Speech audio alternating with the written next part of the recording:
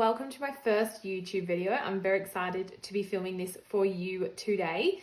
I got a few requests about if I could create some videos for you to see how I use the budget planner. So I'm going to show you how I'm going to, in this video, how I'm going to set up the my budget planner for next year. Just before I get started, these are currently sold out. I will be getting a handful in mid-Jan, but as soon as I find out a bit more about when they will be available, I will let you know. So let's get straight into the video.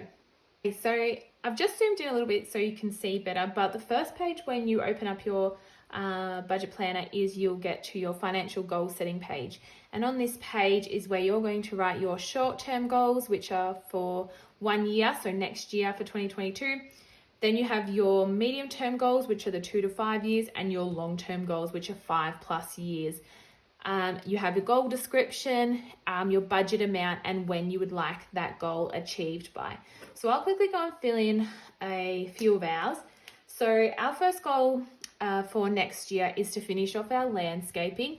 That was a goal we had this year, but we just didn't quite finish it. So we've just got a few more things to go. So we're going to budget $5,000 for that one. And we would like that done by about March next year.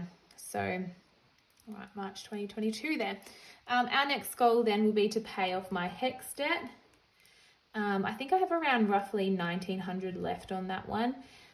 So HECS debt, for those who aren't in Australia, is like your student loans. And hoping to have that one paid off by, we'll say, April of next year. And then the last one we have is Colin to have some time off work in the middle of the year. He works for himself, so we need to make sure we put money away for these types of things if we want to go on a holiday or something. And we're going to budget hopefully around $5,000 for that. And we would like that by about June of next year. I'm sure we'll have more goals as the year goes on, so I can add to them there. And okay, moving on to our medium-term goals. So the first one we would like to do is a dual cab ute for Cohen. He's only got a 2-door at the moment, which is perfectly fine for now. But as our family grows, we definitely will need a bigger car. So we're going to budget around 30 grand for that. We don't want to get a car loan again, so hopefully we can save that amount. And we want this achieved by 2023. Next one is solar panels. I'd love to get some solar panels for the house. I'm not actually 100% sure how much they are. I feel like there's like government grants and whatnot. But we'll just say 5,000 for now. And we want those by 2024. And then the last one we have for our medium-term goals is to increase our emergency fund to 30 grand. It's currently at 10 grand. So we'd love to put another 20 grand into our emergency fund to make it a 30 grand. And we'd like to do that by 2025. Then our long-term goals for 5 years is we eventually would love to buy a caravan to travel around Australia in. It's like a lifelong dream of ours. So we're going to budget $45,000 for that one. And maybe hopefully by 2026 we might have enough money for that. And then the last long-term goal we have is to pay off our mortgage completely. Wouldn't that be a nice feeling? We have $342,000 left on that one. And we're hoping maybe by 2030 we will have that paid off, but we will see. That is how you fill out the financial goal setting page. So let's move on to the next one. Here's the next page in your budget planner. It is called the Yearly Goals Action Plan. So this is your goals for next year. And a bit of an action plan of how you're going to achieve those goals. So we'll start with our goal 1, which was landscaping, to finish off our landscaping. And our target date was, I think I said March, did I? Yeah, March 2022. And then the date achieved is the actual date that you do achieve it. And so the action steps we're going to do to achieve this goal is we're going to put any extra income that we have each pay week straight into our landscaping fund. So any extra income straight to our landscaping fund. So then hopefully all that extra money will add up to our 5,000. Gosh, I cannot write very straight. And then the next action step will be to buy the plants to finish our backyard, and then to do the last side fence.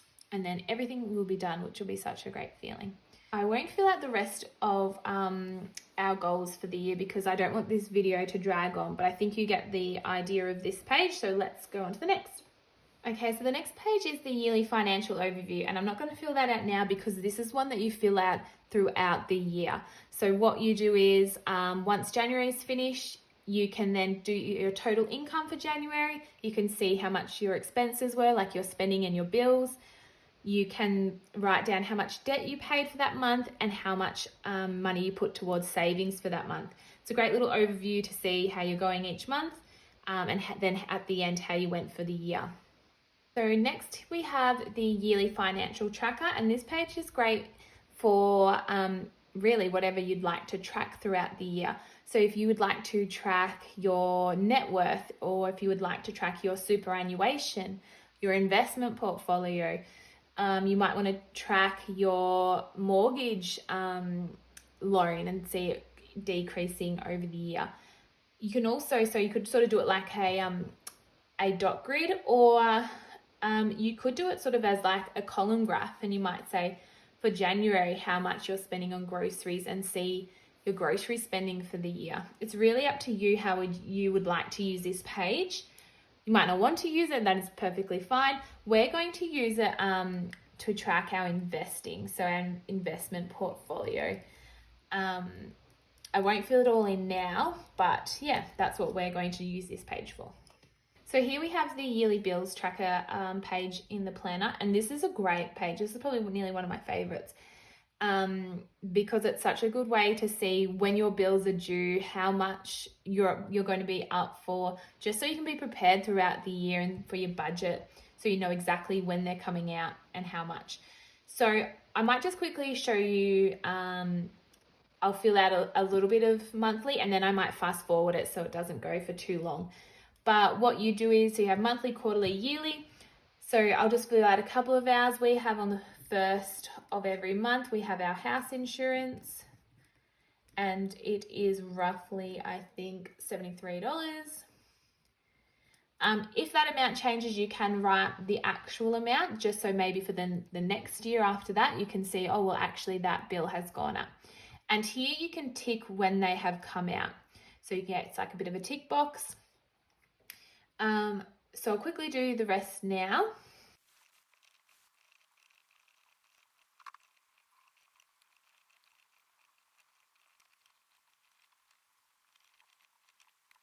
Okay, so I've just finished out filling out when our bills are due.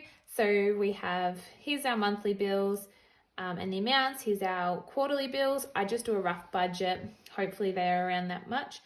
And then here are our yearly bills. I did tick the yearly bills just so, because I know they're the same every month, every year, and their price is there. So this is a great page, especially when you're doing your budget calendar in the planner, to come back to here and go, oh, here are these bills that are due for this month. So yeah, love this page. The next page we have is upcoming events, and this page can be used for if you'd like to use it for birthdays or events that are coming up throughout the year that you might need to budget money for. So this is also a good one with the bills tracker, when you're doing your calendar and things, to go, oh, well, this is how many birthdays I've got. This is how much we need to budget to make sure you have enough in your, maybe in your gift sinking fund. So I'm not going to fill out all of them. I might just do January for you and show you how I'm going to use it. So I'm going to put in birthdays first. So my birthday will be on the 6th and we budget 200. Then we've got my mum's birthday. on the 13th. We'll budget $100 for that one. Colin's birthday is also in January. January is like our crazy year for birthday. It's like crazy month. So many birthdays.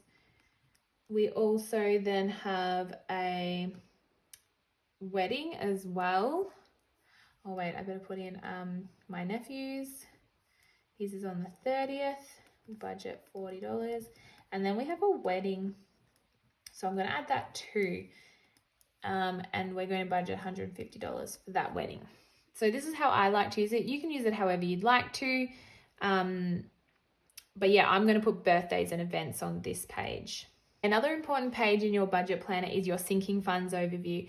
Now, if you don't know what sinking funds are, I've done heaps of posts on them on my Instagram. But what they essentially are is they are like small savings goals that you add a small amount of money to each pay to hit a goal amount by due date. So sinking funds have been a game changer for us with our budget, like saving things like for Christmas and whatnot. So I love sinking funds. So I'm going to quickly show you a few that we will be saving for throughout the year. So the first one that we have is for Colin to have that time off work. So that was one of our goals. So we're going to create a sinking fund for that. So that was for $5,000. The due date, we want it by the 1st of the 6th, 2022. And then what I need to do is to work out how much to put in per pay. We're going to start this sinking fund on the 12th of Jan because that is when Colin's going back to work. What you do is you work out how many weeks there are between the 12th of Jan and the 1st of June. So I looked that up before. It was 20 weeks. So then what you do is you go your 5,000. So I'll quickly show you. 5,000 divided by the 20 weeks. We get paid weekly, so that's why I'm doing weeks. If you get paid fortnightly, then you might change. Instead of 20 weeks, you would do 10 weeks because that's how many pays you have in between those two dates. If you get paid monthly, then you might just do it divided by 6. So we need to put away $250 per pay to reach that goal amount by that date. So we're going to be putting in $250 each pay into that sinking fund. I'll quickly do one more and then I might fast forward the rest so this video doesn't go for too long. Holiday, we're going to budget around $2,600 for our holiday this year, for next year. Who knows if we're going to be able to go away or not with everything that's going on in the world, but hopefully we might be able to do a trip somewhere in Australia. And then so we will start that one on the 12th of Jan too. And then the amount per pay, we will put away, I worked it out earlier, $50. All right, I'm going to do the rest quickly.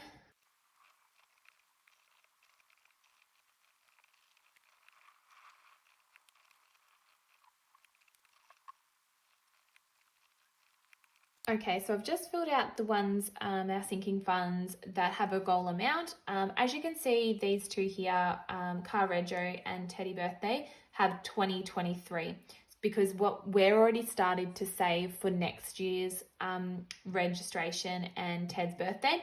So we're going to start those ones halfway through the year for the following year. So that's why they say 2023. We also have some sinking funds that I'm going to write down that don't have a goal amount or a due date. We just regularly put small amounts into them each week just so we have money in there for when we need that. So the first one is gifts. So we have a gift sinking fund. So it's got, no goal amount, no due date.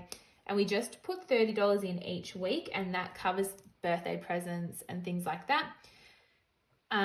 Utilities, we put a bit of money away to cover our utilities when those bills arrive. So we put $140 in a week into that one. Medical, so for things like dentist appointments, doctor's appointments, we just have one there. So $30 a week into that one. And then we have our car service one. So whenever our cars need a service or tires, we have money put aside for that. So that's $35 a week into that one. So that's what our sinking funds overview look like. And what I do is we keep our sinking funds in our Up bank. I find they are the perfect bank because you can have so many savers. So yeah, that's sinking funds done. Okay, so the next page we have in the planner is the debt payment plan. Some people might not use this because you might not have any debt, which is fine. But what I quickly will fill this out, we have our My HECS debt that has $1,900 left on it. The interest is 0%. The minimum repayments, we pay $56 a fortnight, and priorities, that's going to be our number one priority for our debt. You might have like car loans or credit cards or Afterpay or things like that you want to clear. So you could list those here and then choose what priority you want to pay them off. If you want to do the snowball debt method or the avalanche, it's up to you. And then, so our mortgage, that's going to be because I think that has around roughly 3%. And our minimum payments, I think, are around like $660 or something. And that's going to be our second priority because it's so big. We won't be paying that off for a while. So that's how you use the debt payment plan. Notes section to write anything about your debts, maybe the interest rates that they have, any notes that you'd like to write down the bottom there. We've got 2 more pages left. So the next one is the 1K in 1 year. So it's a bit of a fun savings challenge. There are 52 amounts and 3 actually boxes where if you don't have much money or you want a week off, you can put $0 in. So what you do is you just choose an amount for that week. So just say this week we're going to do $22 and you put it into a savings account, or you can take it out as cash, whatever you like to do. So it's just a fun way to save $1,000 in 1 year because there's 52 weeks in a year. If you want to save $10,000, you could just add a 0 to the end of each one. So this one would become $220. This one would become $10, and just cross them off once you've done them. And then, by the end of the year, you have $1,000. Okay, and the last page that we're going looking over is your gift list. I'm not going to fill this in as well because I don't want this video to get too long, but what you do is you just write the date that their birthday is, their name, how much you want to budget for their gift, how much you actually spent, and maybe an idea or store that you have throughout the year that you're like, oh, this is a good present for them. I'll write it down. And then you just tick off once you've bought it. So a gift list page. You can also use it if you want to. If you don't want to use it throughout the year for birthdays, you could use it as a Christmas gift list. That is the end of me setting up my 2022 budget planner for next year. I hope that video was helpful. If you have any questions or comments, please leave them below. I'll leave a link to my website. Like I said, this is sold out. We do have the printable version if you'd like to purchase the printable version, and there will be a few left available to purchase in mid-January. So stay tuned on my social medias accounts to find out when they will be available. But thanks so much for watching. Bye.